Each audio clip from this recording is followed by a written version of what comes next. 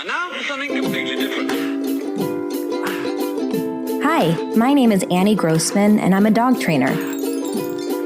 This podcast is brought to you by School for the Dogs, a Manhattan-based facility I own and operate along with some of the city's finest dog trainers.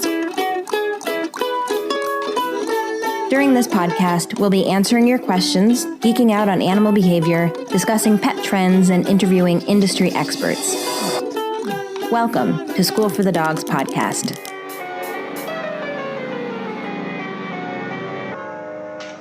Hey everyone, thanks so much for tuning in.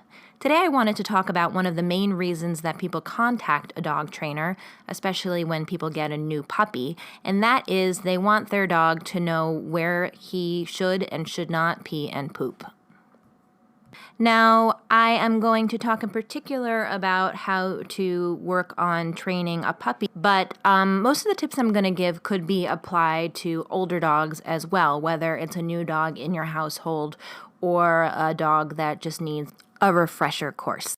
But first of all, what do we call this kind of training? Well, for simplicity, I'm going to refer to it as house training, but I think it's kind of a weird way to refer to it because, first of all, like most of my clients, I don't actually live in a house. And also, aren't we training the dog to not go in the house most of the time? So wouldn't it be not in-house training? I can only think that it's a term that must stem from a time when dogs mostly lived outside, and so training them to be in the house meant training them to not eliminate in the house.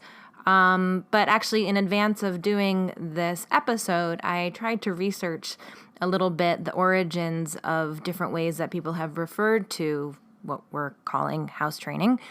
And I looked up the word house breaking, which is also a weird term. I think it's generally understood, at least as it applies to dog training.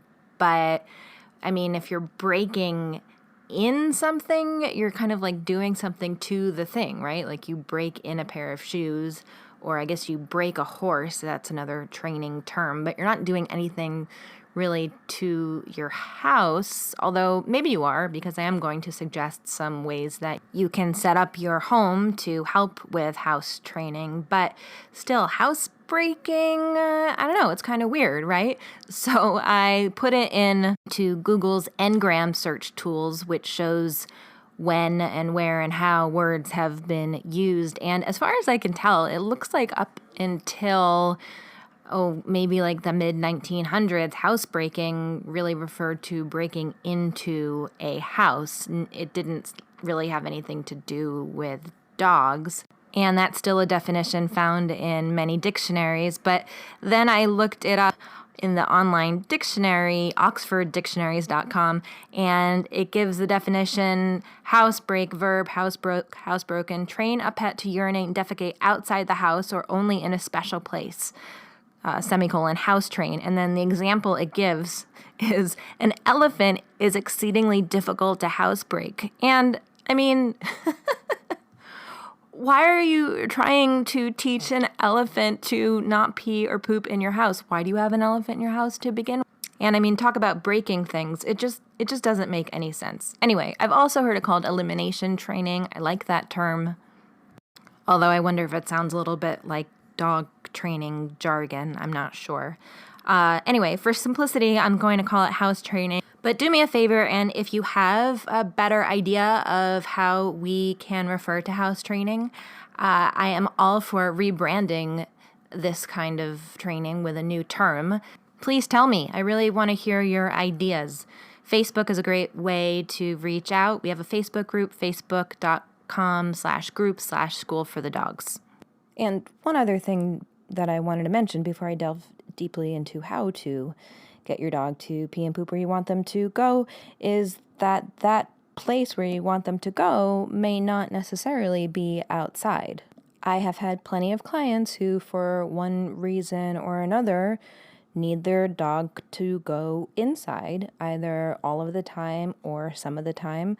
Sometimes it's because of their lifestyle. Sometimes it's because of the dog's needs. And no judgment there. Cats certainly go inside, and dogs are highly trainable and can be trained to go inside or outside. And the method I'm going to describe on how to train them can equally be used to teach your dog to go inside. I just suggest if you are going to teach your dog to go inside, have one specific spot that's going to be their go spot. Now that spot could be a wee-wee pad. It could even be a litter box. I know one trainer, Jay Andors, who teaches his clients who want to have dogs that will go both inside and outside to have them go on blocks of cement inside, since it's a similar texture to what you might be training your dog to go on if you're also training him to go outside. It could be a patch of grass, whether that's synthetic grass or real grass. There are services that will deliver you grass every week if you sign up for them. Anyway, I will link to some different products that you can use for that reason in the show notes. When you're thinking about house training, the big thing you want to think about is management. But management is part of what I call the training triad: management, timing, and rewards.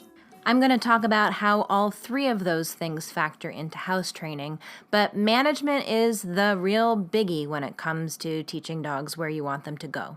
And I think that's great news for any dog owner, because management is everything that we can do from the outside in order to create situations where our dogs are going to be very likely to do the things we want them to do and aren't going to have lots of opportunities to do the stuff we don't want them to do, in this case, pee and poop in the wrong places.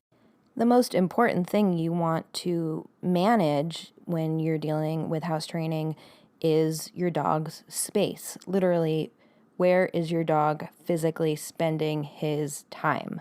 Because I want your dog to only have liberty to get to roam around when there is nothing inside their bladder or bowels.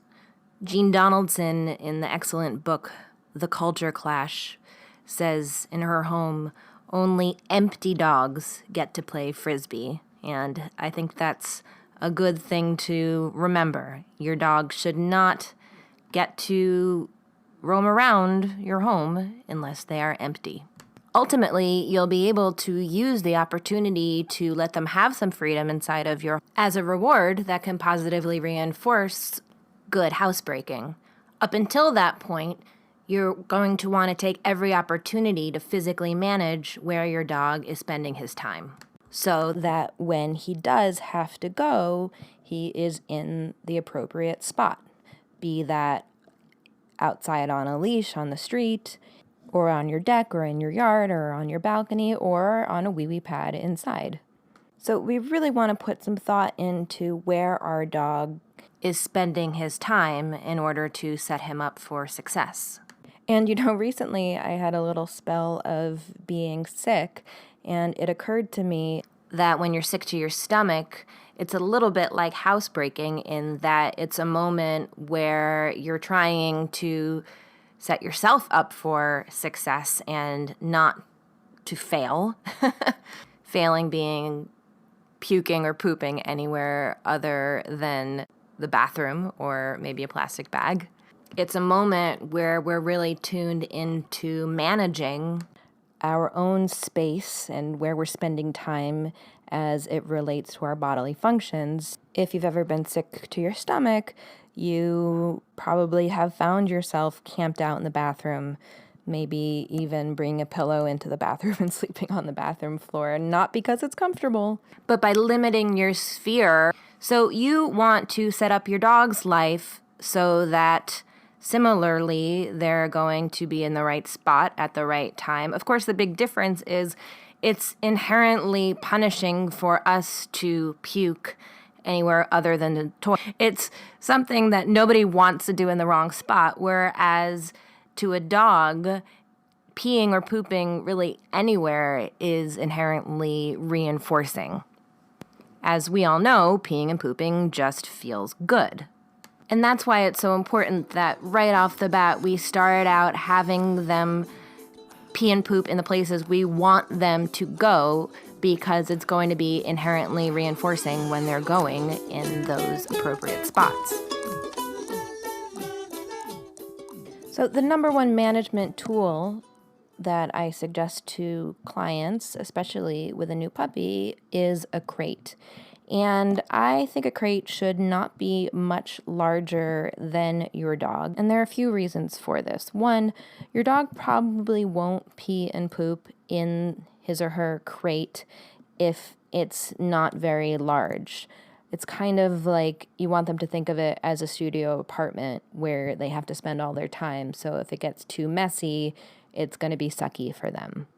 And usually dogs don't like to sit or lie down or sleep or hang out in their own mess. So that's one reason why you want a crate that's pretty small. Another reason why I like to have a crate that's as small as possible is because it makes it easier to bring it from room to room. And it's really important that your dog not think of the crate as a place where they're forced to go in order to spend time alone, especially if you have a puppy, because puppies need to learn to be alone. But before you want to teach them to be in the crate by themselves, you want them to feel good about being in the crate at all. And if you have a smaller crate, it's easier to bring it from one room to the other with you, to even put it on your desk maybe, or put it on your bedside table if you have a small dog and a big bedside table. I like having crates that are open wire mesh crates rather than sort of the enclosed hard plastic kind, because I want my dog to feel like he's part of everything that's going on. He's just in his little spot where he is not going to have an opportunity to do lots of things I don't want him to do, be that peeing on the carpet or chewing on the coffee table. So once you have a crate, you're then going to try and teach your dog to feel good about being in there. How can you do that? Well, feeding your dog in the crate is certainly one way to start, but also just a lot of the time in our puppy classes, we'll have crates out and we'll work on teaching dogs to sit in a crate or doing hand touches in a crate. And as much as you're working on teaching those specific behaviors, you're also teaching them the crate's a nice place to be and it's a place where they can spend time with you, which should always be a good thing for them. Now, a lot of clients of mine have a setup that I don't love and I advise against, which is having a crate with a door open inside of a penned area and a wee-wee pad inside of that area. My feeling is if your goal is to teach your dog to go do their business outside, you want to get away from using a wee-wee pad or having a wee-wee pad just available at all times as soon as possible. And the reason for this is that behaviors that are reinforced are more likely to happen again. That I think of as kind of a dog training mantra. Behaviors that are reinforced are more likely to happen again. We all know that peeing and pooping generally feels good. So if your dog is peeing and pooping on a wee-wee pad in your home, that behavior is being reinforced, which is okay if that's something that's okay with you in the long term. If you want peeing and pooping to really only be outside activities, then the way I think of it is you're kind of putting yourself into behavioral debt. You're creating a behavior that you're going to have to get rid of, which is possible to do, just like it's possible to pay off debt. But given the choice for my clients, I would rather they not accumulate that debt to begin with and not let their dogs know how rewarding it can be to pee and poop inside. And I think this is especially true if you're trying to house train your dog during a time of year where it's especially hot or cold outside, or if you live in a place where it's often especially hot or cold. Because if given the choice between peeing and pooping in privacy in a climate-controlled apartment or outside where it's 10 degrees or 90 degrees, where do you think you would choose to go? So I think let's not even give them that option. Also, my belief, especially city-dwelling dogs, is that we're asking a lot of our dogs, asking them to go outside at all, let alone asking them to pee and poop outside. Peeing and pooping in nature is something that many animals choose to do in private or with as much privacy as possible, and that probably has much less to do with modesty than it does with the fact that when you are eliminating, you are inherently vulnerable. And for any dog, especially a puppy who is just getting used to being in his or her new home, being on the city streets, I'm sure must be terrifying, thanks to the fact that they're crowded with people and dogs and cars and skateboards. Next time you're on the street, when no one's looking, crouch down and put your head as low as you can get it, because that is basically the viewpoint of at least a small dog. It's easy to imagine how frightening that experience must be, to be that low down to the ground and be surrounded by animals of a totally different species who are a whole lot larger than you. Not to mention all those other factors like the vehicles and the weather and the fact that a lot of the time people are house training their dog at the same time that they're trying to get their dog used to walking on a leash, which I think is, generally speaking, a mistake. While it's definitely necessary to have your dog on a leash if you are going to bring him outside, teaching a dog to walk on a leash in such a way that he isn't ever going to be tugging at the end of it is a really important thing to do that can be done separately, with instead the initial focus just being on wearing a leash and collar and being outside at all. And again, this comes back to fear. It's very hard to do good dog training if you're dealing with a fearful dog. And when you're introducing a whole new world to a puppy, that world being the city streets, and you're also introducing new equipment on top of that, you want them to feel as comfortable as possible before you start demanding certain things of their behavior.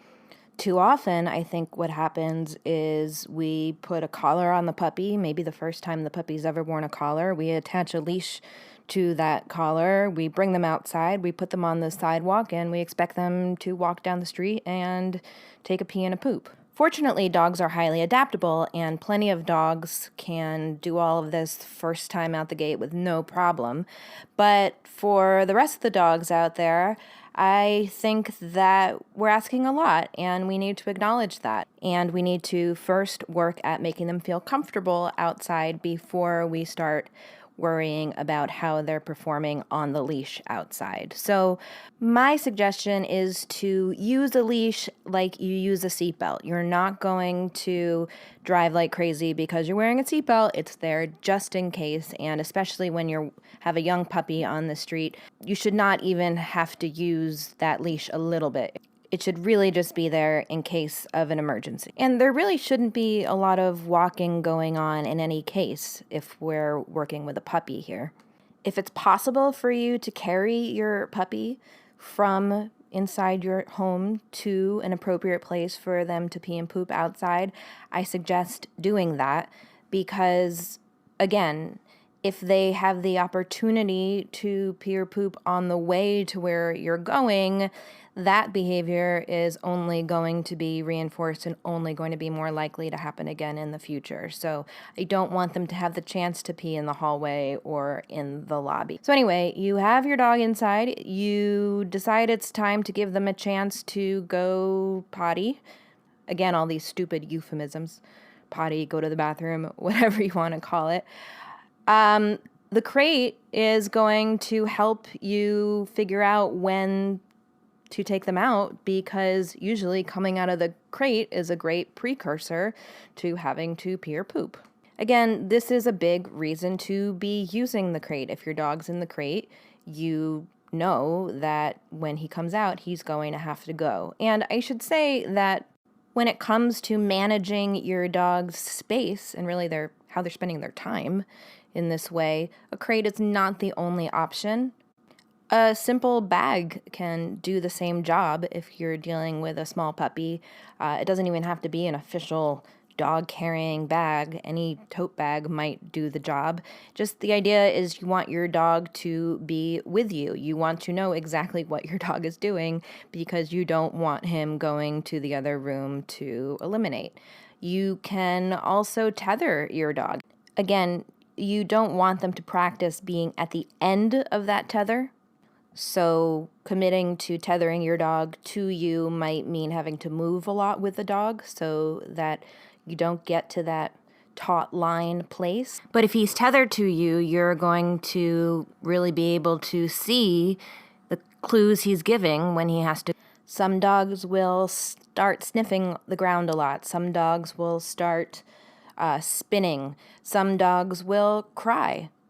And if your dog is tethered to you, you are definitely going to start tuning into those signs. You can also use a pen in a similar way. I just generally suggest penning off an area where you are going to be spending time with your puppy in that area. So penning off an area around the couch or around your desk.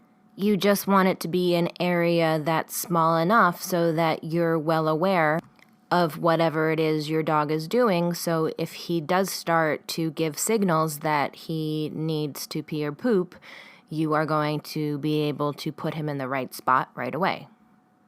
When I'm watching a puppy, I generally employ some combo of all of these management methods, combined with some amount of separation training or training them to be alone.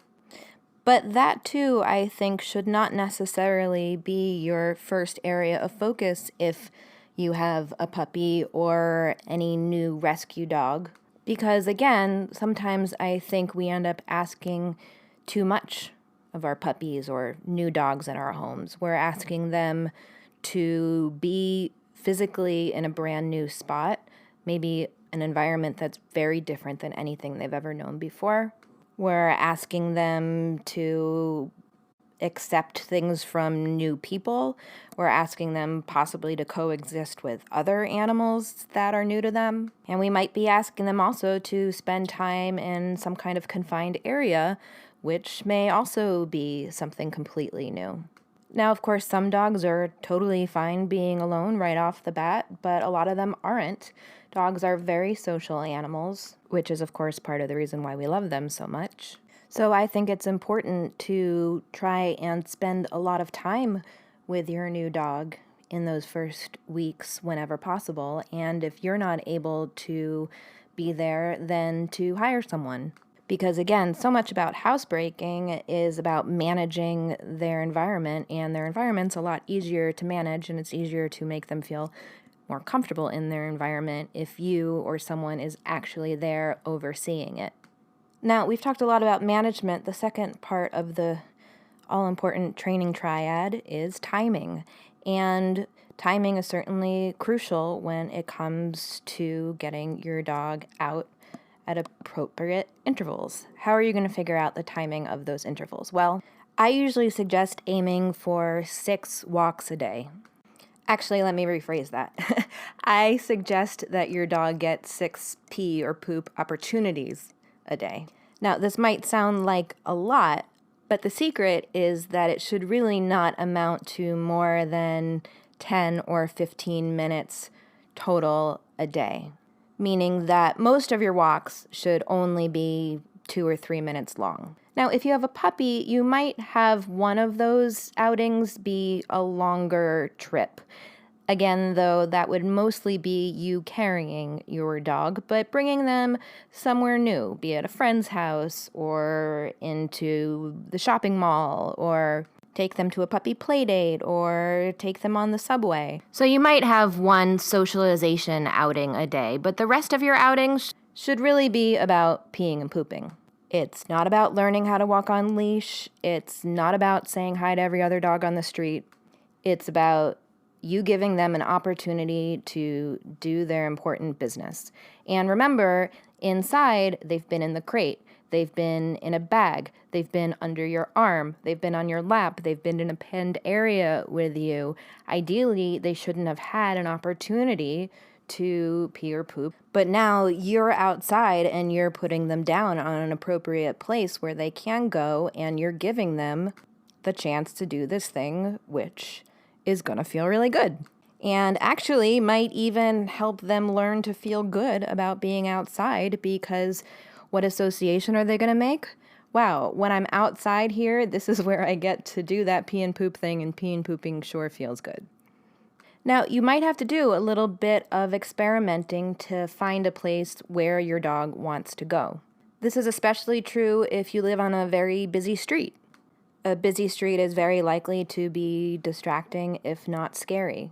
So I'd suggest carrying your dog to some quiet-ish area if you can find one near your home.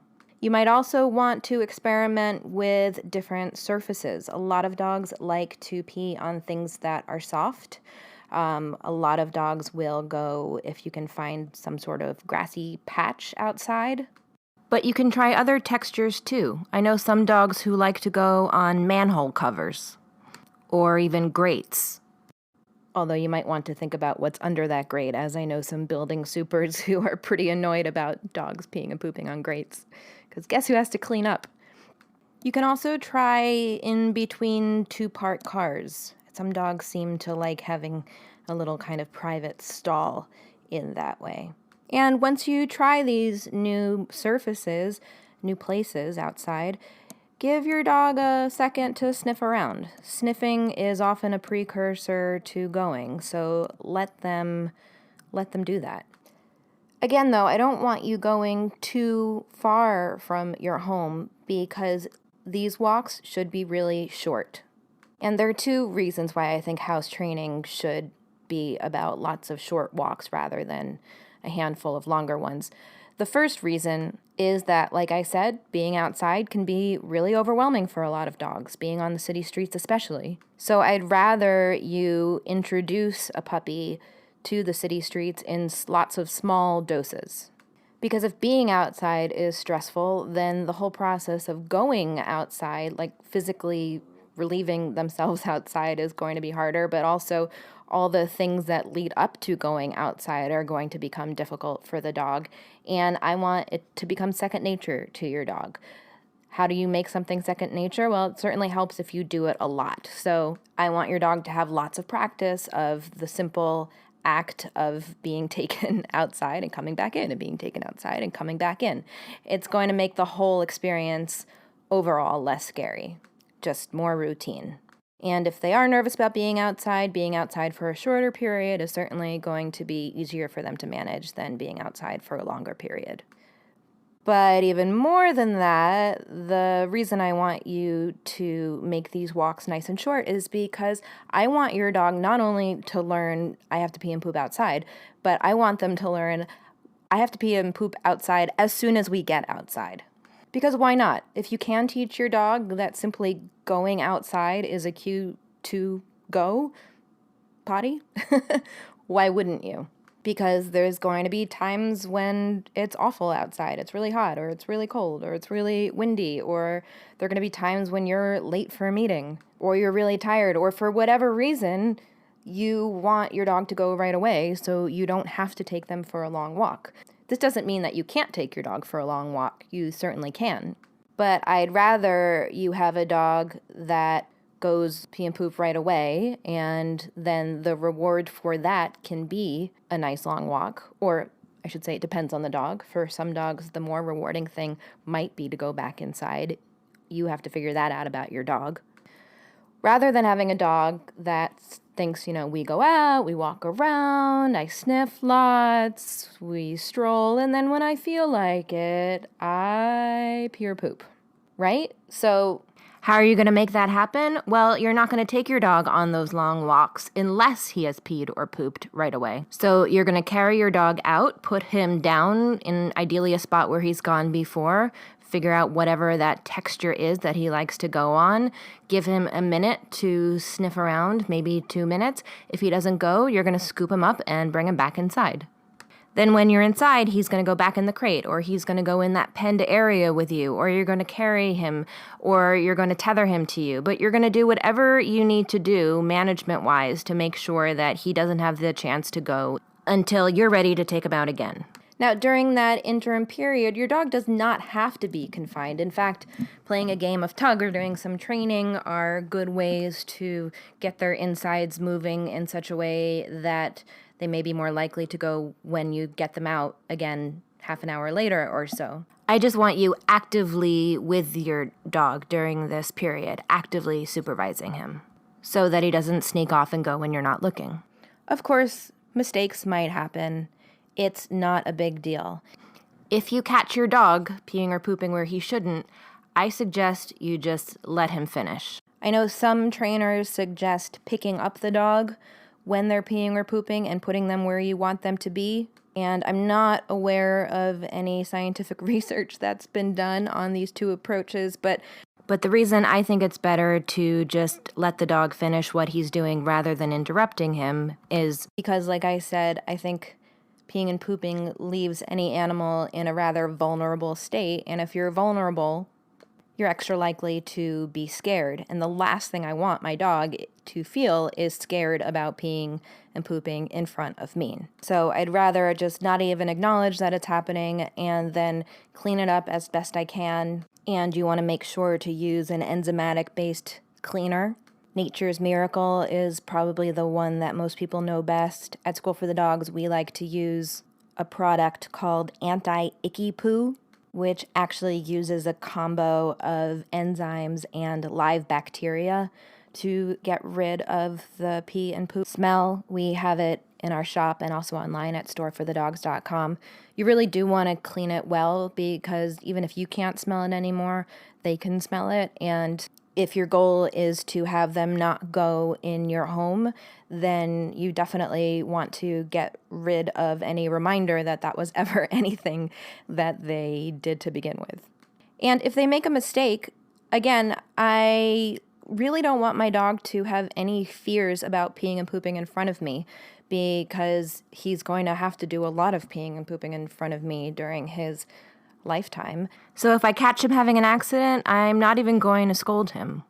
A lot of the time, I'm not even sure that verbal scolding is understood by a dog as something bad. So if they end up thinking that I'm actually just paying attention to them, then I risk positively reinforcing the behavior of going where they shouldn't.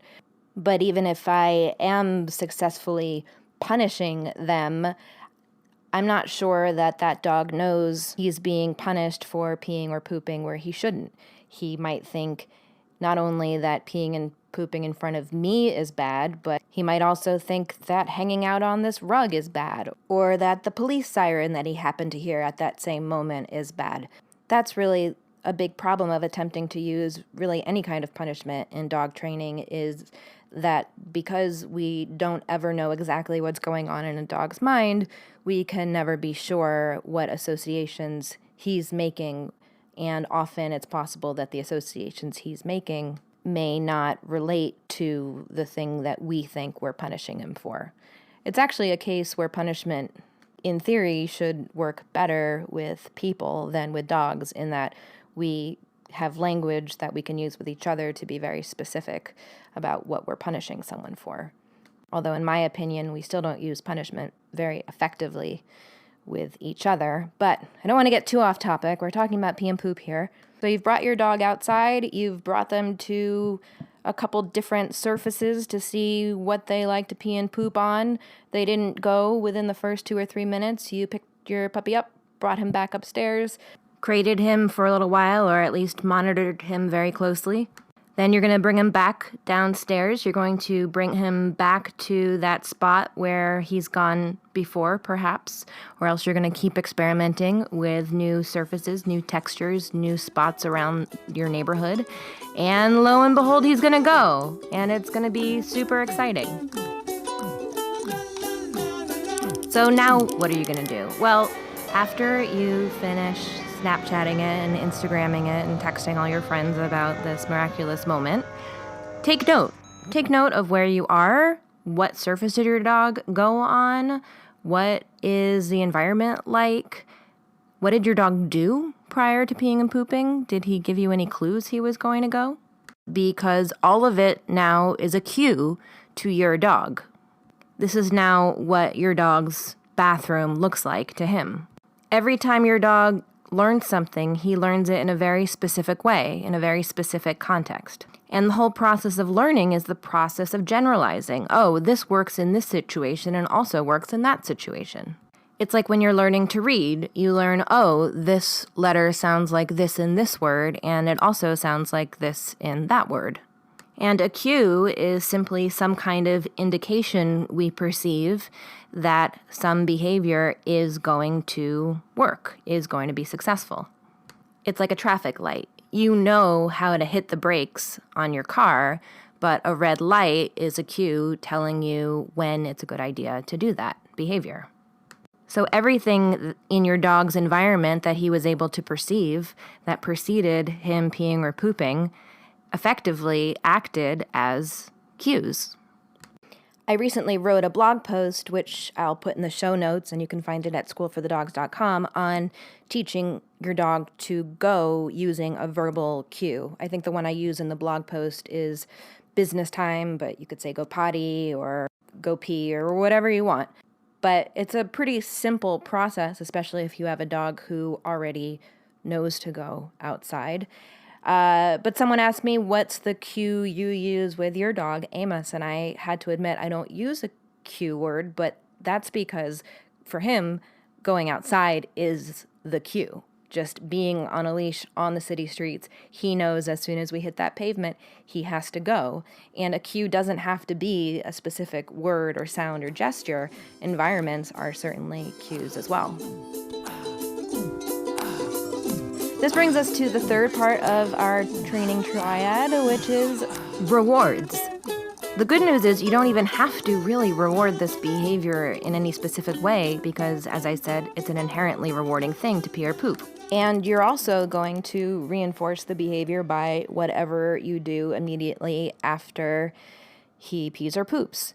If you have a dog who seems like he'd rather be inside, you are going to hustle back inside. If you have a dog who seems like he'd like to go for a run, then I would immediately start the run portion of your walk after he does his peeing or pooping. You can certainly also use a food reward, and I suggest that it be something extremely good. In the blog post, I talk about using bacon. Just a small piece. One slice of bacon should last you a week because these should be very small little bits. But the reason I say bacon is because something fatty and yummy like bacon is generally enjoyed by almost every dog I've ever met, and most humans too. And we're asking them to do something really important, so I think this is a job that we should pay them really, really well for. So whatever the treat is, I think it should be something extra special that they only get in that instant. And you can certainly use verbal praise. You should just be careful to not start praising your dog until after they've finished their pee or poop because you do not want to interrupt them. If you're going to give a food reward, you also want to wait until they're done. Don't give it while they're going. If you're going to give a cue word, it's also important that you give that cue word at the moment they start peeing or pooping. Again, just once because you don't want to keep repeating it because you don't want to be interrupting them. The other thing to keep in mind is that you really want to be focusing on the first pee and the first poop during any given walk. If your dog goes more than that, you're certainly not going to punish them for continuing to go, but you don't want a dog who is peeing 5 times so that they can get 5 pieces of bacon.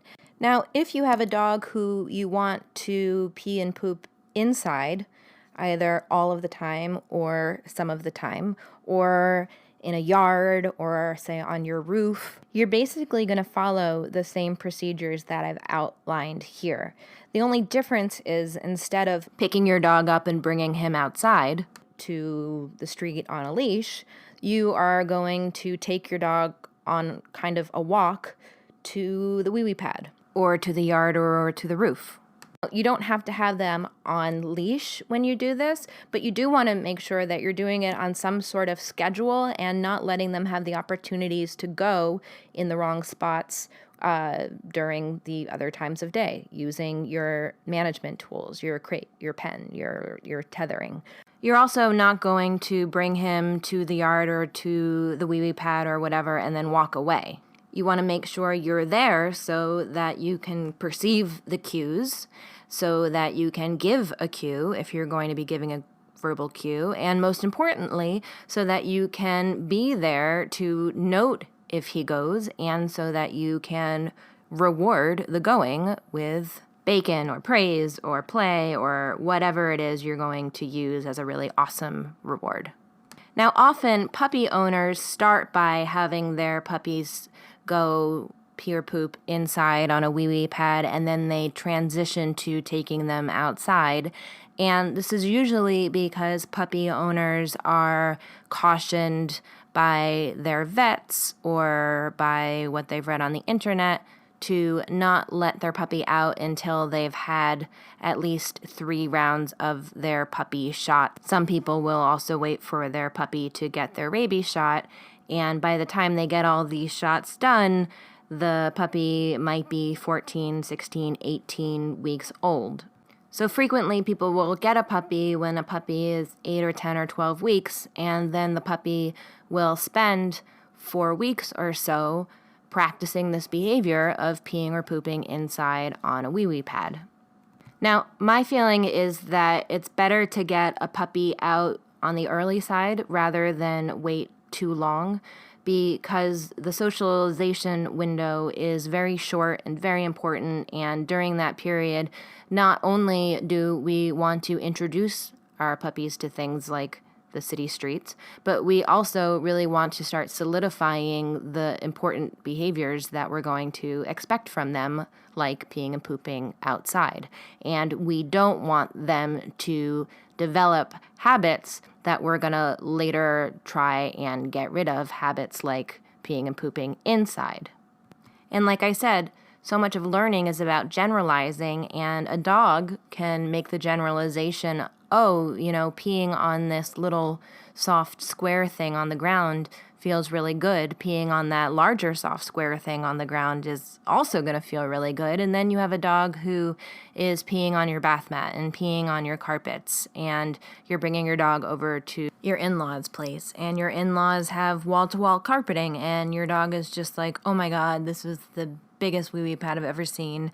It's awesome. I love it. And your dog totally doesn't understand why this is not a good idea, because if it was okay to go on that soft little thing at home, why isn't it okay to go on this big soft thing here? That's dog logic for you. My preference is to not let them establish the habit of peeing inside on soft things to begin with.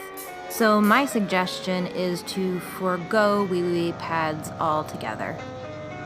I think it's possible to bring a dog outside safely by carrying him much of the time and putting him down in spots where he's not going to be bombarded by other dogs. I think it's definitely best to avoid other dogs when you're focusing on house training a puppy and working with them on the street. But that shouldn't be hard because A, your puppy should be getting lots of really good off-leash playtime, so they're not going crazy trying to say hello to every single other dog they see. And B, when you're walking a puppy, it should be 90% carrying your puppy and 10% putting your puppy down. And it's definitely important when you bring a puppy outside to wipe off his feet when you get inside, and also to take off your own shoes inside. Most of the stuff that we worry about puppies contracting on the street are going to come from their feet or your feet. If you really are not wanting to bring your dog outside, though, until they get all of those shots, I suggest putting the wee-wee pad down when you want your puppy to go, rather than just letting him have access to it all the time. Because, again, it can become a cue, and that can be a good thing. You can have a dog who knows that he can go when the wee-wee pad is down, and he's not going to go in that spot when it's not down. You can teach that using all the management techniques we've talked about today. I have some clients who have brought the wee-wee pad out into the hallway before they're ready to take their dog out on the city streets, and they leashed their dog up and walk them on that wee-wee pad in the hallway, and that's a way to help them understand, this peeing and poop thing is something I'm not supposed to do in the apartment. Again, it's just a matter of being really thoughtful and taking them out on those quote-unquote walks, even if the walk is just doing a little circle around a wee-wee pad in your hallway. Just a couple other things I wanted to mention quickly.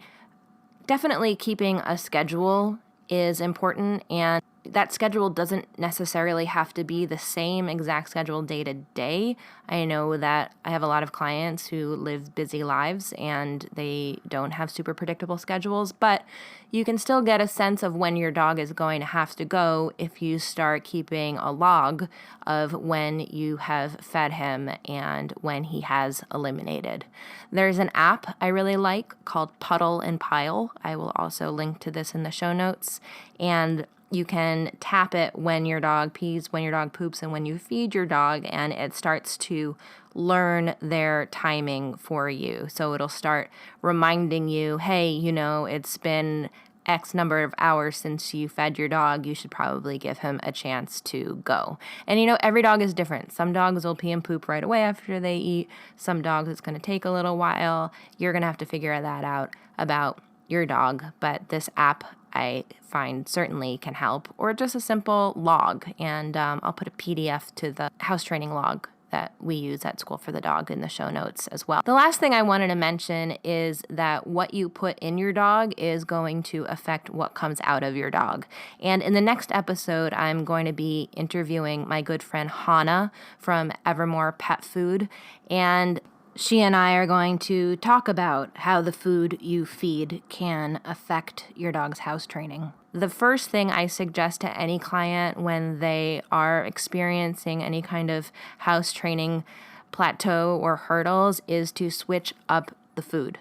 I usually find that the less processed the food, the less pee or poop comes out of my dog. The closer you can get to giving your dog whole foods, the better their body is going to process the food, take out the necessary nutrients, and the less waste there is going to be. So that's always worth an experiment. There are plenty of good brands out there.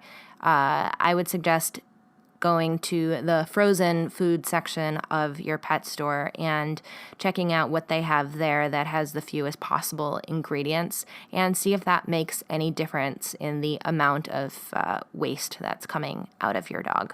So I hope you'll tune in to that next episode, which is going to be a conversation about dog food with Hannah, and you can check out the notes for this episode at schoolforthedogs.com/podcast. I'd like to send a woof out to my Shih Tzu friend Violet, who I've known since she was a tiny little puppy back when School for the Dogs was in my living room, and she would come for puppy kindergarten with her wonderful human Sharon. And Violet, one of my favorite things she does, although everything she does is very cute, but one of my favorite things she does is she spins, I think, exactly 12 times every time she has to pee. She has to circle in this very precise way. And it's great because you know exactly when she's going to go. It's also funny that she only will pee and poop with certain people. She has to feel very comfortable with you. Like I said, a lot of dog bathrooming habits, I think, can be affected by fear. And for whatever reason, she needs to feel very, very safe with whoever she's with. Fun dog fact of the day. Did you know that the word for a group of pugs is a grumble? A grumble of pugs. It actually comes from the Dutch word for pugs. In the Netherlands, they referred to pugs using their word for grumble. I guess because pugs are pretty cute and grumbly. Thanks so much for listening. You can support School for the Dogs podcast by telling your friends about it, leaving a review, or shopping in our online store. You can learn more about us and sign up to get lots of free training resources when you visit us online at schoolforthedogs.com.